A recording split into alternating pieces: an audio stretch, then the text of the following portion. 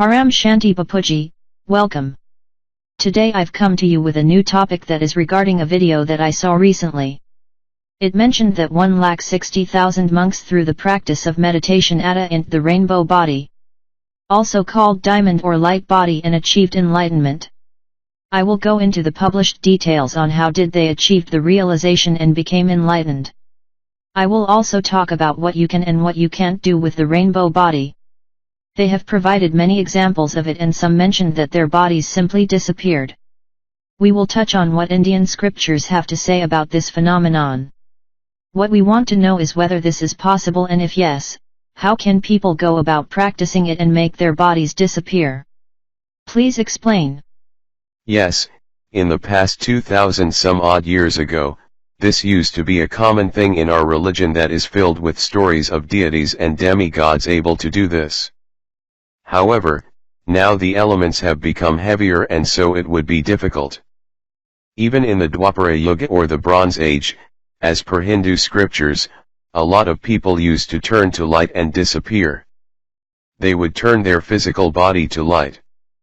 According to Hindu scriptures, lot of the saints and monks would meditate in caves, and they would turn their physical body to light body and wander around everywhere. They would go to the second, third, and fourth worlds and would come back to the physical world. It is not a big deal, but the theory behind it is very old. The monks we're talking about are the Buddhist monks, right? Correct. We're referring to Buddhist monks.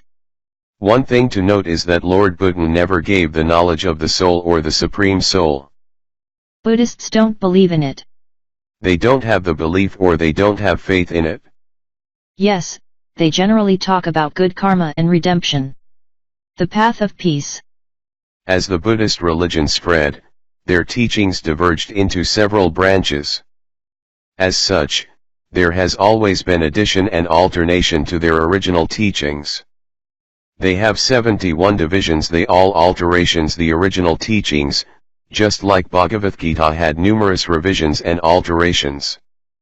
Back then it was a common thing to dematerialize the body and go to the upper worlds and then come back to this world and rematerialize the body. So, if 160,000 souls of the finite can achieve rainbow body, then the souls of the infinite should be able to achieve this and do greater things? They definitely would be souls of the infinite, only the souls of the infinite can accomplish this. In different religions, many souls have transcended this way. Only souls of the infinite can put forth the enormous effort it requires. But to overlook the limitations, even the 33 crore deities can achieve this.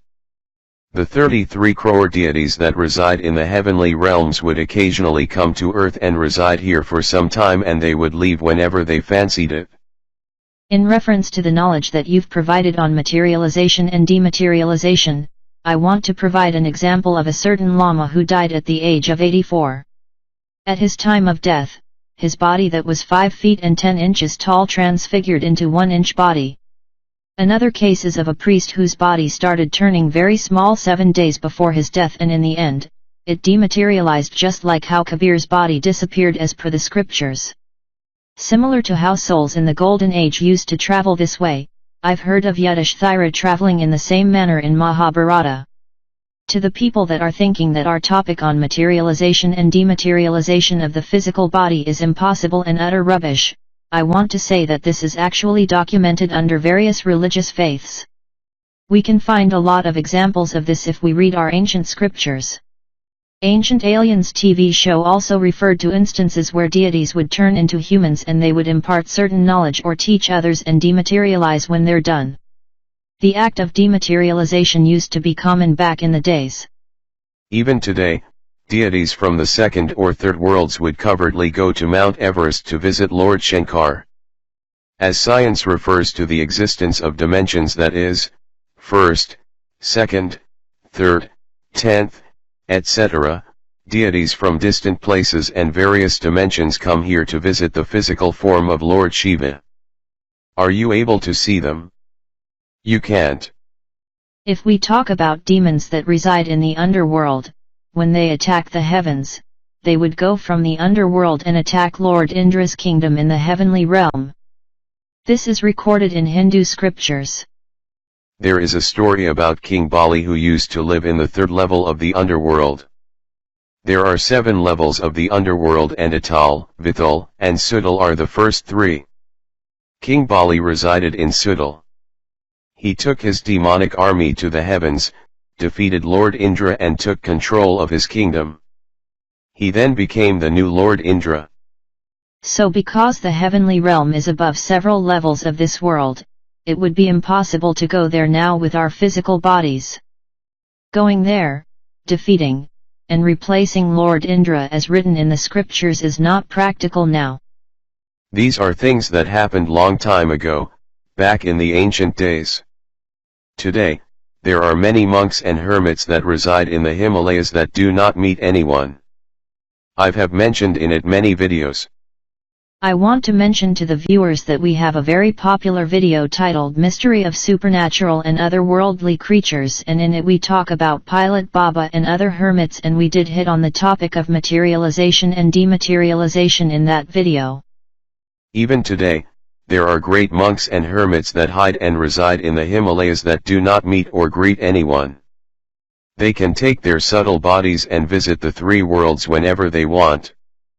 With their thought and mental abilities, they can even change their appearance or shrink their bodies into the size of a mosquito. However, they don't come into contact with the material world because they know that this world is an illusion. Just like they can shrink their bodies, they can transform their bodies from subtle to material and material to invisible state. And in their invisible state, they can reach the realm of Lord Brahma in 1 second. Okay, that is something I meant to speak about. So, the state of the soul was such that they can change from subtle to material and from material to invisible. They travel with the speed of their thought, and they can travel from the physical world to Lord Brahma's realm in less than a second. If you think about it, if they can reach there in 1 second, then they possess the skill to travel at the speed of thought. This is something to think about and reflect on. If they can travel at this speed, then would they have to cross the 7 worlds? From earth, that is from Balok to Bhavarlok to Swargalok, to Mahalok, to Janlok, to Taplok, to realm of Brahma, to realm of Shiva, to Satyaloka. They possess the skill to travel at the speed of thought. By referring to skill, it means the power of their soul. By the power of the soul they can transition from subtle to material and from material to invisible and travel at the speed of thought. However, today the elements are so heavy and the folks that live in a family environment have a lot of desires in material things and relationships. They are trapped in the chains of all their vices, and it is very difficult for them to put forth the required effort. Bapuji, in that video it also mentioned that rainbow body can occur in several ways. The whole body can turn to light, or it can partially dematerialize. The body can also shrink and turn to light or merge into an object.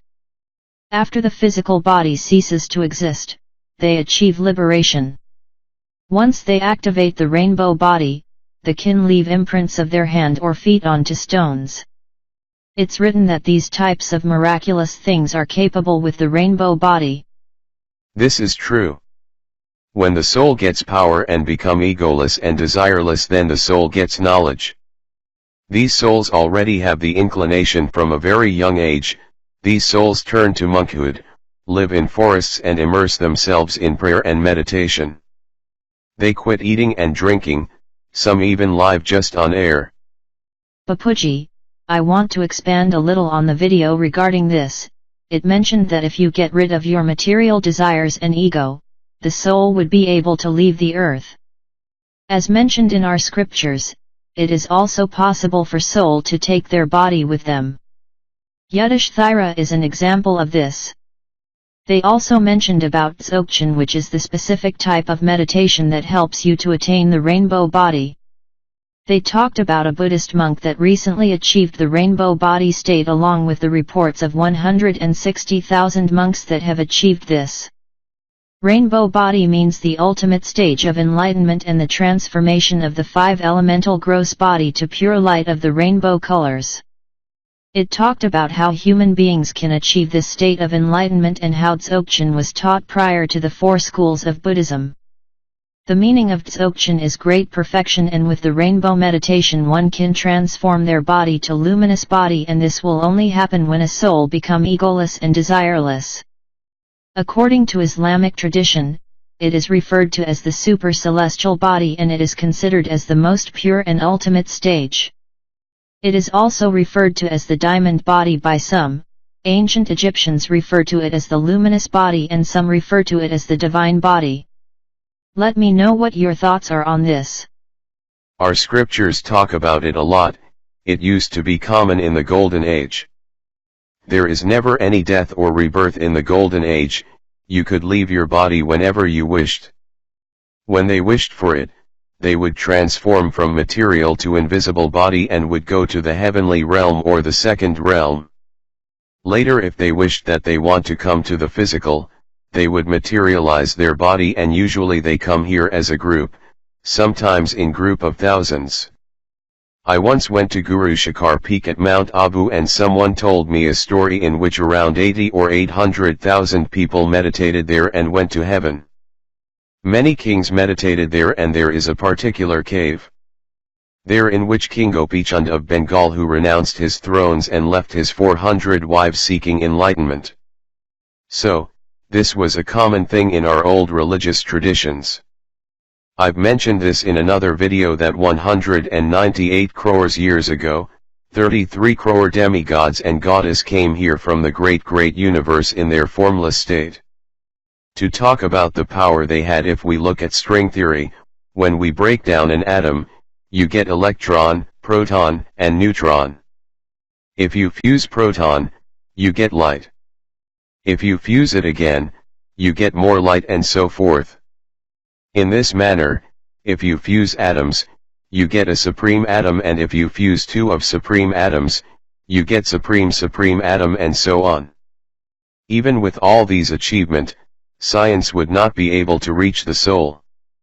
The demigods and goddesses that came here from great universe 198 crores used to go back up and then come back down as they pleased. Then beings started coming here on Earth from other universes and galaxies. You can imagine how much power these souls had to be capable of this feat. I'd like to stop you here for a minute to say that these stories or myths are mentioned in our scriptures are in reference to a time where feats such as these were possible. But we're talking about the 160,000 monks that achieved rainbow body in our current time period. So, as you expanded on the knowledge of how one can materialize and dematerialize one's body, I'd like to add that many people think that it is not possible now, and many think it will take a long time.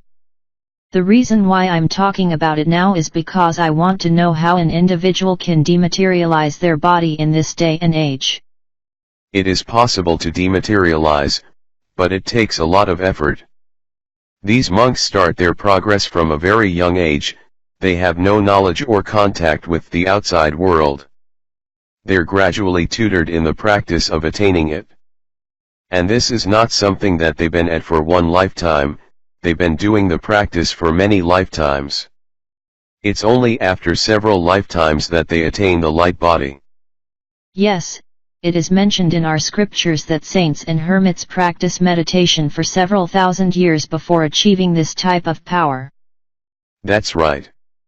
In the Golden Age, Earth and the elements were less dense, and this was more common and easier to attain through thought.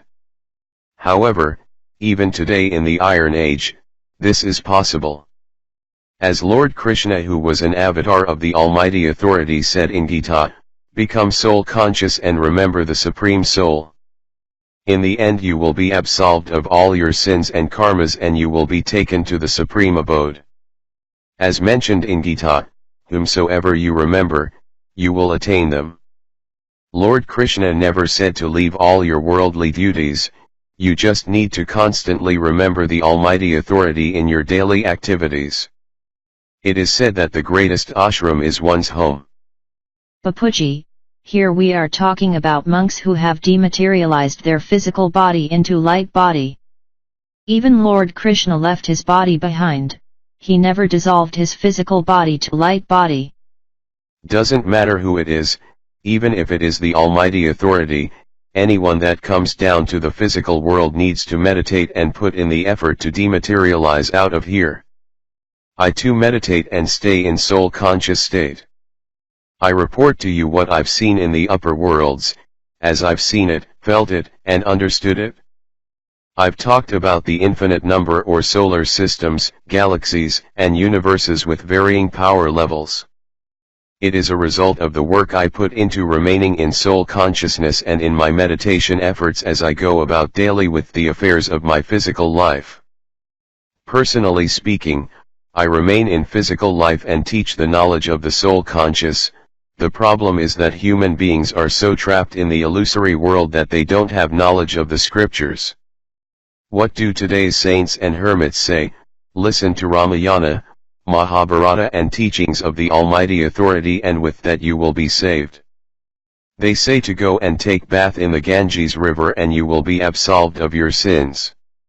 How can a soul understand when everyone is so misguided now? Bapuji, it is an easy way out, and that is why people like it. What easy way? At least you should have some common sense. What can you get by taking a swim in the Ganges? Bapuji, what you're talking about is to reach a high point in evolution. This is a standard thinking in the material world that you can attain something by doing such trivial things. But the people that come to us seeking knowledge are usually the folks with family, right? We don't get any saints or hermits. I want to return back to our topic, that is, if 160,000 monks can reach this state, then surely the souls of the infinite can achieve it. Regardless of the category of soul, any person that becomes desireless and goes and meditates in the forest, it would take them several births to attain the light body state. Do you understand? These individuals make the utmost determination to go from our physical world to the immortal upper worlds and work toward that goal for several lifetimes. And as a result of the effort put forth by the individual, they eventually attain it. There is nothing that is impossible. For the past hundreds and thousands of years, there are aliens coming to this planet from faraway places, and some go to US, some to Europe, China, etc. And these aliens have technology that make it possible to travel to distant planets and galaxies within seconds. So, to dematerialize your body is not something impossible, but to attain it while leading a family life you should become karma yogi, and you should immerse yourself in the ocean of knowledge. First absorb all the knowledge and then realize soul consciousness, but you have be steadfast in your efforts. Can you even imagine the hard work that these monks put into this? I've seen it on TV back in the days. I don't watch TV now. Buddhist monks are one of the most determined and zealous monks when it comes to observing their meditations and austerities. They would live in forest in total isolation. Some of them don't even eat any food, they live on air. Yes, they get a lot of powers through their hard work. I've heard that some monks can levitate 6 feet high and meditate in mid-air. There are many videos available on YouTube in this subject. But I want to state that the concept of dematerializing the body used to existed from long time ago, and the time back then was such that it was easily possible then. This is not something that only deities are capable of doing, even demons possessed this skill. Through the power of thought, even human beings from earth were capable of dematerializing their body and reaching Brahma's realm in mere seconds. There is even the story of Narsingh Mehta, a poet saint of Gujarat, India, who was taken by Lord Krishna to Vrindavan and showed him the eternal Ras folk dance of Krishna and the gopis. There are many cases of this type that are noted in Indian scriptures. There are stories where Lord Vishnu would send chariots to take certain human beings from earth to his divine abode. Some of them would even give notice that on such day a chariot would come from Vishnu's realm or Indra's realm to take them there. In Mahabharata, when the Pandavs' time was coming to end, a chariot was sent for Yudhishthir by Lord Indra to bring him to his abode. It is said that Yudhishthir was taken to Indra abode with his physical body. Yes, but as soon as he entered the chariot, his physical body transformed to light body. It's not possible to fly there with 5 elemental body. Yudhishthir was an avatar of Dharamraj, and because of that, Lord Indra himself came on a chariot to get him. Okay. These are examples of some incredible things written in our scriptures, and they are absolutely true. I just want to say that souls of the infinite should put in the effort to progress like this, and it will be possible to dematerialize your bodies in the times to come, as you've mentioned, Bapuji. Do you have anything else to add? I would tell you to see yourself in the incorporeal form while in your physical body, become soul conscious, be a karma yogi, and make firm determination of your goal. Affirm to yourself that you are a great soul of the infinite. Make this your first goal, and your second goal should be that your role as an infinite soul is to assist in the transformation of the whole world. Affirm that you are a soul that spreads world peace and has the ultimate aim to reach the eternal supreme abode. Immerse yourself in an ocean of knowledge. Make this firm resolve and never doubt these things. The more you doubt yourself, the more time you will take to get ahead. It will only waste your time, energy, and effort in your effort to reach your final destination. And if you waste your time, you will have to work a lot harder in the end. So, from this moment onward, make firm determination or your resolve to reach the supreme abode. Believe that the Almighty Authority has come down here to take you there. Have faith that the Father of the Infinite is here to take you there. Believe that above earth, the Infinite Father has a divine vehicle ready for you, and He is ready to take you there. And to go there, get ready as quickly as possible. If you stay in soul consciousness, all your vices and bad karmas will be extinguished. With that, even you will be able to transform yourself from physical to light body. If you have any material desires and attachments, know that they will trap you. So, become desireless, remove ego, and try to lead a simple life. The more you chase after material things, the more you will get trapped.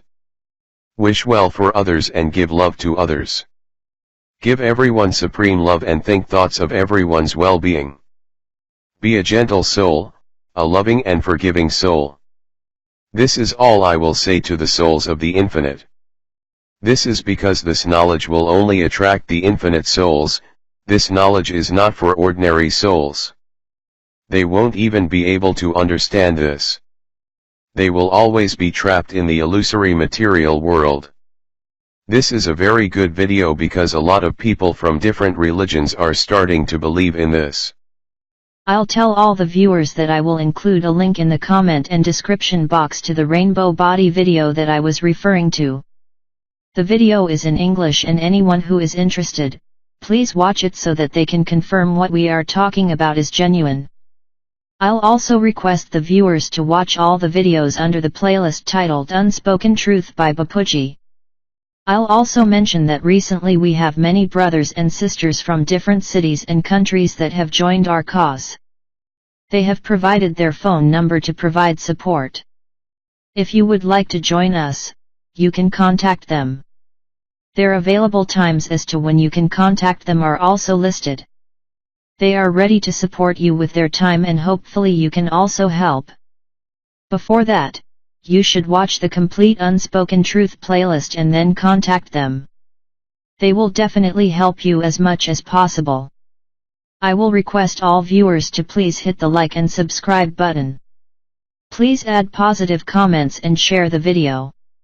Add any suggestions you have in the comment box. The more likes we get on this video, the more it will be broadcasted to the wider audiences on YouTube. We will greatly benefit from it, as this knowledge will reach the world a lot faster. Thank you very much, Bapuji. Paramshanti. Paramshanti.